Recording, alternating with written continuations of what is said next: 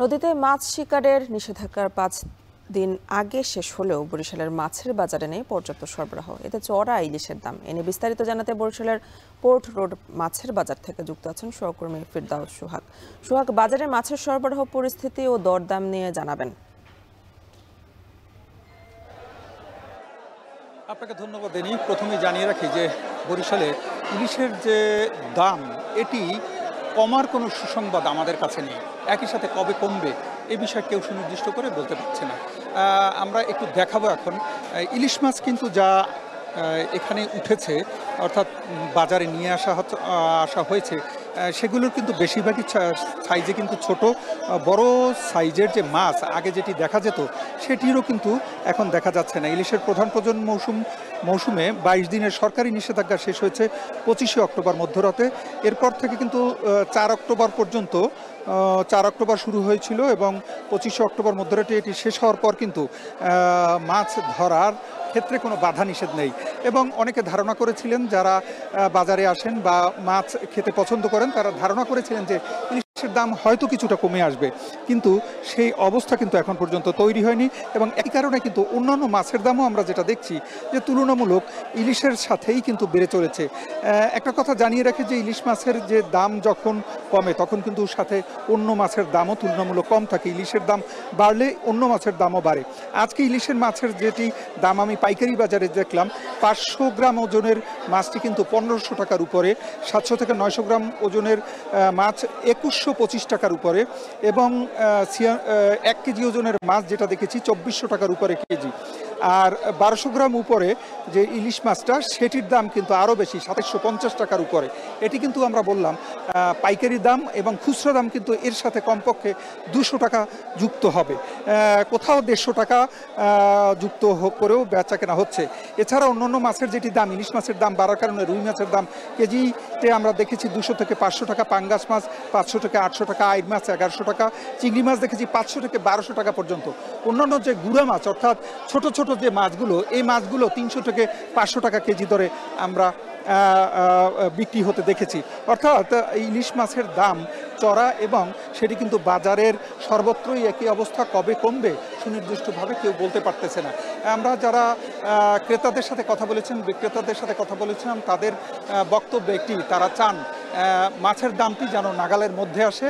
সেই সুসংবাদটির আশায় কিন্তু সবাই। এতটুকুই ছিল বরিশাল ইলিশ বাজার থেকে আমার হাতে থাকা সবশেষ খবর। বরিশালের মাছের বাজার নিয়ে জানাচ্ছিলেন ফিরদাউস সোহাগ। এদিকে মেহেরপুরে টানা কয়েক মাস ধরে চড়া গরু ও খাসির মাংসের দাম। প্রতি কেজি গরুর মাংস বিক্রি হচ্ছে 750 টাকায়, আর খাসির মাংসের দাম ছাড়িয়েছে 1000 টাকা। এনে বিস্তারিত জানাতে মেহেরপুরের হোটেল বাজার থেকে যুক্ত আছেন সহকর্মী মুজাহিদ আল মুন্না। মুন্না, গরু খাসির মাংসের দাম বাড়তির কারণ কি বলছেন বিক্রেতারা, আর অন্যান্য মাংসের দাম নিয়ে বিস্তারিত জানাবেন।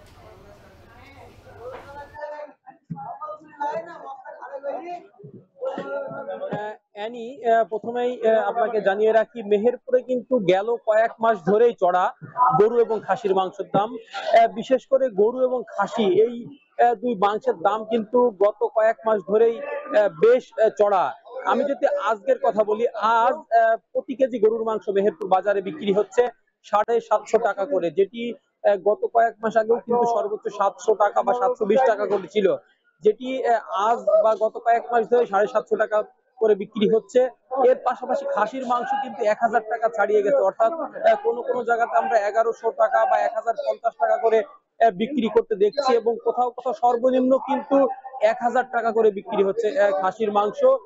এছাড়াও আপনার মহিষের কথা যদি বলি, মহিষের মাংস কিন্তু 800 টাকা করে বিক্রি হচ্ছে প্রতি কেজি। তবে কিছুটা স্বস্তি রয়েছে মুরগির বাজারে। মুরগির বাজার কিন্তু গত এক মাস ধরেই বেশ নিম্নমুখী।